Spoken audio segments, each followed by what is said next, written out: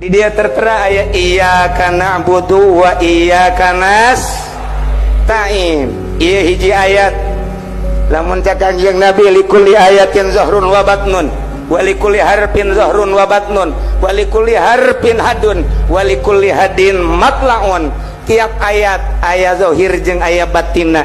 Secara zahirna ka Gusti wungkul abdi ibadah, ka Gusti wungkul teu kasasaha, abdi teh ibadah Gusti, ka Gusti wungkul abdi nyuhunkeun pitulung, ka Gusti wungkul isti'anah di mana istiqdar nyuhunkeun pangawasa. Sakitu urang teh eta ngamaknaanana. Tapi lamun diteropong ku makna-makna batin, diteropong ku makna-makna jero, aya makna anu terselimut di jerona. Iyyaka na'budu berarti ka Gusti wungkul abdi ibadah. Ari ibadah teh berarti ieu bersyariat. Nu mantak iyyaka na'budu eta adalah pengertianna bersyariat. Lamun bersyariat kudu aya ilmuna. Ilmuna adalah ilmu fikih, jurusanana jurusan syariat. Ieu sasaranana adalah jasad. Gitulah syariat. Pagaweanana adalah ibadah, gelar anu ngalaksanakeunana abid. Itulah bersyariat. Tah lamun bersyariat eta hese lantaran kitabna ge luar biasa lobana.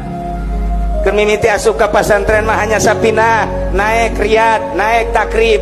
Begitu rada lila di pondok pesantren naik ka Fathul Muin, naik deui ka Fathul Wahab, naik deui ka syarah-syarahna, naik deui ka syarah-syarah kitab. Oh, ternyata puluhan jilid bahkan ratusan jilid anu nyaritakeun syariat. Diatur ku ilmu fikih 4 perkara: hiji ubudiyah, kadua muamalah, nomor katilu munakahat, nomor kaopat jinayat. Nu mantap mun teu mondok neraka. Ndek kumaha boro-boro ka tarekat, boro-boro ka hakikat, atuh syariat ge hese.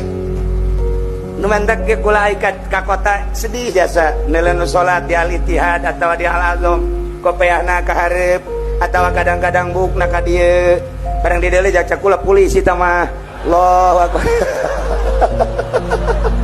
Polisi teu ngaji tapi tah ieu lah, ieu bersyariat bae sakitu hesena.